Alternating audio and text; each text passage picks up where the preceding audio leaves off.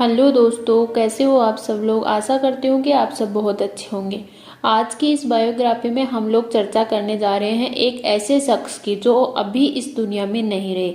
जी हाँ दोस्तों, मैं बात करने जा रही हूँ कोरोना वॉरियर डॉक्टर के अग्रवाल की, जिन्होंने 17 मई 2021 को इस दुनिया को अलविदा कह दिया। जी हाँ दोस्तों, डॉक्टर के अग्रवाल एक बहुत ही नेक दिल इंसान थे। वो लोगों के लिए इस कोरोना काल में डॉक्टर कम भगवान ज्यादा थे और 62 वर्ष के जीवन में उन्होंने कई उपलब्धियां हासिल की थी। वर्ष 2010 में उन्हें पद्मश्री पुरस्कार से सम्मानित किया गया था।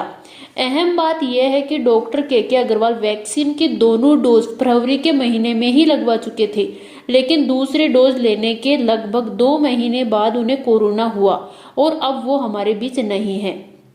डॉक्टर के अग्रवाल के संघर्ष और अपने पैसे के प्रति उनके समर्पण से आज क्या सीख रहे हैं, आज मैं इसका भी विश्लेषण करूंगी। साथ ही मैं ये भी बताऊंगी कि वैक्सीन के दोनों डोज लेने के बाद भी डॉक्टर के अग्रवाल जिंदगी की जंग कैसे हार गए। जब से कोरोना काल शुरू हुआ तब से डॉक्टर के अग्रवाल सोशल मीडिया पर लोगों के लिए संकट मोचक बने हुए थे। समय समय पर लोगों से सोशल मीडिया पर चर्चा करते थे और उनके तमाम सवालों के जवाब देते थे। कहा जा रहा है कि वो अपनी इन वीडियो से 10 करोड़ लोगों की मदद कर रहे थे। हो सकता है इनका ये वीडियो आपके फोन तक भी पहुंचा हो। अगर नहीं पहुंचा तो कोई बात नहीं, मैंने इस वीडियो की लिंक नीचे डिस्क्रिप्शन बॉक्स में डाल दिया है, आप वहां से भी देख सकते हैं। 28 अप्रैल को जब वो कोरोना संक्रमित हुए थे तब भी ये सिलसिला नहीं थमा। जब वो कोविड पॉजिटिव हुए 4 मई को, जब उनकी तबीयत बिगड़ने लगी थी, तो भी वो अपनी एक वीडियो के जरिए लोगों तक पहुंच रहे थे। और जानते हो क्या कहा था उन्होंने कहा था कि जिंदगी कभी भी रुकनी नहीं चाहिए। इस वीडियो के दौरान उनकी नाक में ऑक्सीजन की पाइप लगी हुई थी, लेकिन इसके बावजूद वो अपनी जीवंतता के इस बीमारी के खिलाफ संघर्ष लगातार करते रहे। और दुर्भाग्यवश 4 मई का ये वीडियो उनके जीवन का आखिरी वीडियो साबित हुआ और उनका 17 मई 2021 को दुखद निधन हो गया। हालांकि वो अपनी मृत्यु से पहले देश को एक बड़ी सलाह दे गए। उन्होंने 4 मई को कहा था कि अब समय आ गया है जब एक ही ओपीडी में एक ही बीमारी जैसे कई मरीजों को साथ देखा जाना चाहिए, यानी कि मास ओपीडी चलानी चाहिए। उनका विचार था कि जैसे स्कूल कक्षा के दौरान सभी छात्रों को टीचर एक ही समय में पढ़ाता है, ठीक वैसे ही कोरोना मरीजों को भी ओपीडी में डॉक्टर देख सकते हैं। आज जब डॉक्टर के अग्रवाल नहीं है तब उनका यह आखिरी वीडियो आपको जरूर देखना चाहिए। वीडियोज में उन्होंने कहा था कि पिक्चर अभी बाकी है, the show must go on. मैं चिकित्सा से जुड़ी जानकारी आप तक पहुंचा रहा हूं, जबकि मुझे खुद कोविड है। मुझे कोविड निमोनिया है जो बढ़ रहा है, लेकिन उसके बाद मुझे राज कपूर के वो शब्द याद आ जाते हैं, the show must go on, picture अभी बाकी है। लोग उनको, राज कपूर को, शोमैन कहते हैं, लेकिन वो शोमैन नहीं थे बल्कि दुनिया के सबसे व्यवहारिक आदमी थे। Show must go on. मेरे जैसे लोग ऑक्सीजन पर भी क्लासेस लेंगे और लोगों को बचाने की कोशिश करेंगे। इसीलिए हम चिकित्सा से जुड़ी जानकारी आप तक पहुंचा रहे हैं। मैं के अग्रवाल नहीं हूँ, मैं एक मेडिकल प्रोफेशनल हूँ। That show must go on. हमारा काम अब है एक जुगाड़ू ओपीडी शुरू करना। जुगाड़ू ओपीडी क्या है? आप 100 मरीजों को एक साथ बुलाइए, एक ही प्रकार के सिम्टम्स के, जिनको ना स्मेल आ रही हो और ना ही टेस्ट आ रहा हो, उनको 15 मिनट में कंसल्टेशन देकर भेज दीजिए। आप माइल्ड केसेस को इकट्ठे बुलाइए, लेकिन एक एक करके मरीज देखने का समय चला गया है। हमें इस क्राइसिस से लोगों को बाहर निकालना है। अगर आप अपना ध्यान रखेंगे तभी हम अपना ध्यान रख पाएंगे।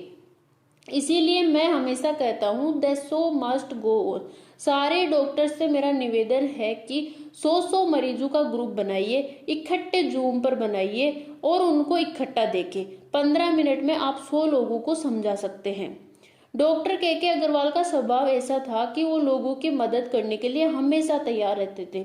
वो लोगों को कोरोना से बचाव के उपाय बताते थे, घरेलू नुस्खों के बारे में जानकारी देते थे, लक्षण बताते थे और सबसे महत्वपूर्ण, वो कभी थकते नहीं थे। देखे ना, उन्हें ऑक्सीजन चढ़ाई जा रही थी और फिर भी वो लोगों की मदद के लिए सोशल मीडिया पर उन्हें सलाह दे रहे थे। आज आप के अग्रवाल से ये सीख सकते हैं कि आपको अपना कर्तव्य कभी नहीं भूलना चाहिए, अपने पैसे के प्रति ईमानदार रहना चाहिए, मृत्यु से कभी भी डरना नहीं चाहिए। आज लोगों को ये बात हैरान कर रही है कि वैक्सीन के दोनों डोज लेने के बाद भी उनकी मृत्यु कोरोना से कैसे हो गई। उन्होंने तो दोनों डोज ली हुई थी। डॉक्टर्स ने इसके दो कारण बताए हैं। पहला कारण ये हो सकता है कि दोनों डोज में एंटीबॉडीज नहीं बनी।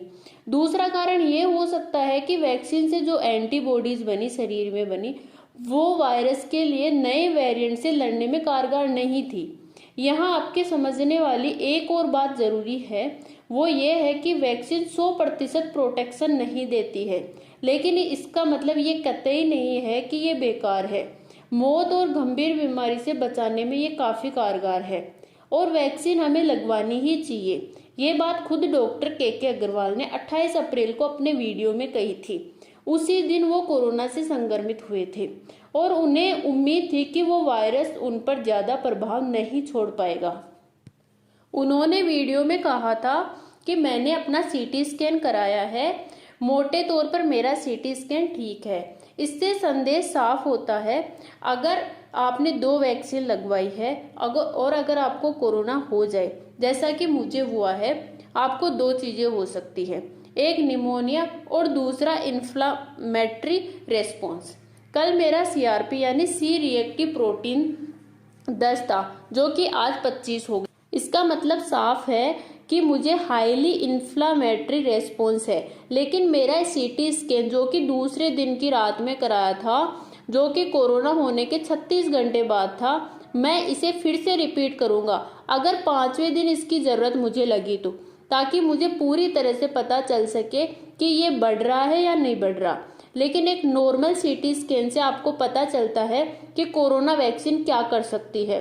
अगर आपको वैक्सीनेशन के बाद कोरोना होता है तो आपको निमोनिया होने की संभावनाएं कम है। इसके बाद भी अगर आपको सिस्टेमिक थ्रोम्बो इन्फ्लामेशन हो जाता है जिससे गंभीर होने की संभावना नहीं है। वैक्सीनेशन से ना डरे, वैक्सीनेशन आपको कोरोना के गंभीर संक्रमण से बचाएगा। दोस्तों, डॉक्टर के अग्रवाल के पास सिर्फ बीमारी का इलाज नहीं था, बल्कि वो नेगेटिव विचारों को भी दूर कर देते थे। उन्होंने अपने कई वीडियोज में लोगों को सकारात्मक बने रहने के नुस्खे सुझाए और पॉजिटिव विचारों को उन्होंने लोगों के लिए ऑक्सीजन बताया था।